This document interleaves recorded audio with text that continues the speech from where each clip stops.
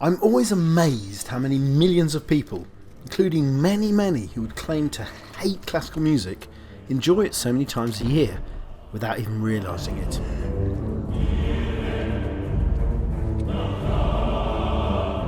Whenever our hero confronts his final enemy or kisses his heroine, whenever someone dies in someone else's arms or comes slowly back to life, there's usually an orchestra to swell our breasts with emotion.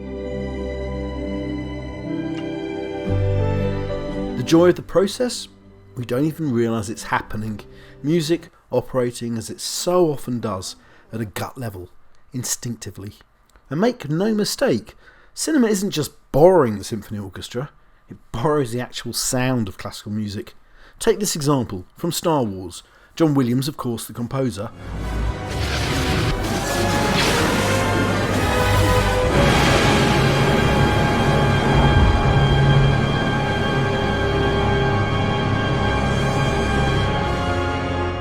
only that's Gustav Holst from the Planet Suite. Could you tell?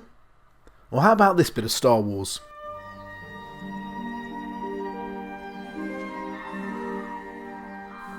That's actually authentic. But here's the same scene, dubbed with a bit of Bruckner.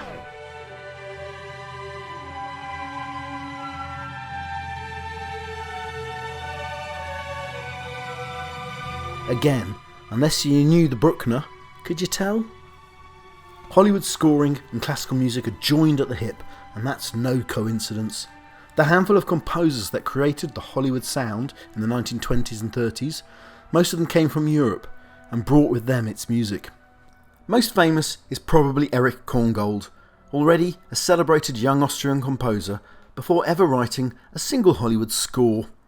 However, Corngold was Jewish, and as Hitler's tendrils spread across Europe in the 1930s, Corngold fled Austria to Hollywood, arriving in 1934 and bringing with him a European musical heritage that combined with an American sense of fresh, even brash optimism.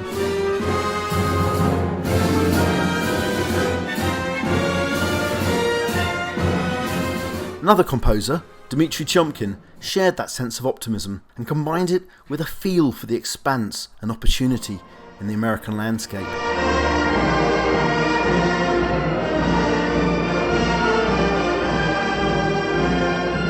This made Tiomkin the perfect man if you had a good western. But Tiomkin was also a refugee. Russian from birth, he fled revolution and destruction in his homeland in 1921 before finally ending up in Hollywood in 1929. Another composer arrived in Hollywood that same year, Max Steiner. He was soon penning scores bristling with excitement and romance. I think this is the beginning of a beautiful friendship. But Steiner could also do drama. As an Austrian Jew, he, like Corngold, was fleeing Nazism. Steiner knew about monsters. He had seen them up close.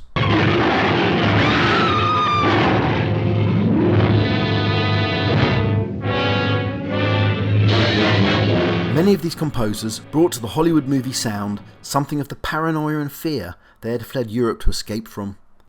Franz Waxman was a German composer who had already scored the celebrated Marlene Dietrich film The Blue Angel in 1930.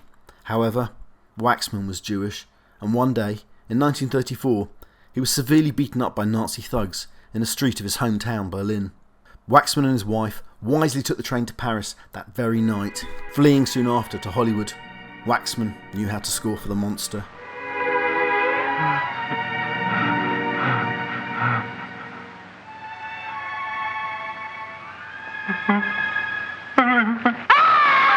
Waxman's scores often echo a darker side of the Hollywood sound. All right, Mr. DeMille, I'm ready for my close-up.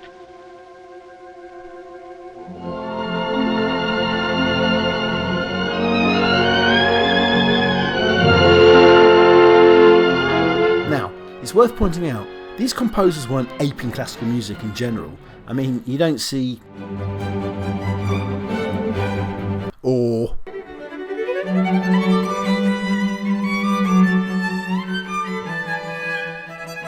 No, these composers used the style of late romantic music they had grown up with, not just because it's what they knew.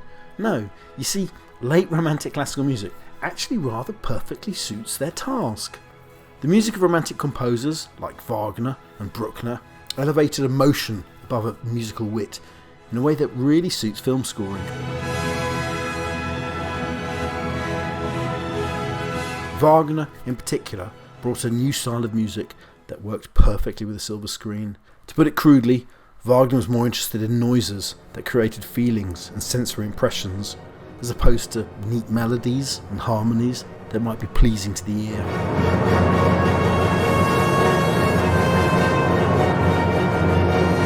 What's more, Wagner championed the motif style of orchestration, which also perfectly suits cinema.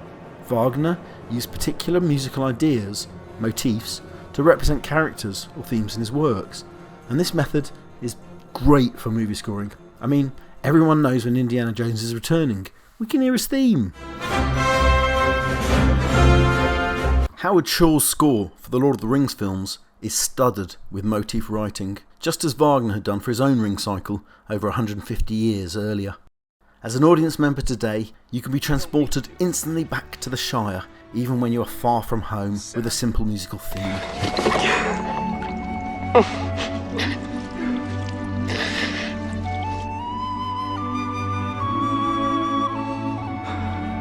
Indeed, classical music combines so well with film that sometimes you can just use straight classical music.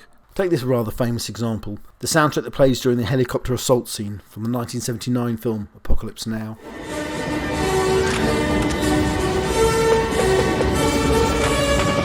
The soundtrack was provided, of course, by Richard Wagner a century earlier. It comes from his opera, The Valkyrie, featuring those riders of the sky, the female warriors of Norse legend. You can immediately hear what attracted director Francis Ford Coppola to this music for the scene. Giant gusts of wind from the brass instruments, and shivers of breeze in the violins. It's an expression of aerial power and assault, both in opera and film. You can just picture those Valkyrie and those helicopters swooping out of the sky, ready to attack. Wagner's music works brilliantly for the scene, well enough to make it one of the most celebrated scenes in movie history. Would this scene have been so famous were it not for Wagner's music? Coppola used the Ride of the Valkyrie for exactly the same purpose as Richard Wagner wrote the music some 150 years earlier, using the power of an orchestra to transport an audience sat in a darkened auditorium into a different world. Take this example, different galaxy, same deal, the John Williams theme from Star Wars.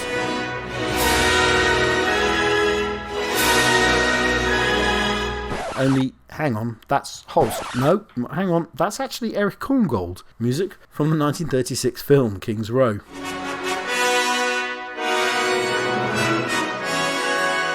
So, to all those people that hate classical music but love the movies, I just ask you to appreciate that you're appreciating classical music without even knowing it.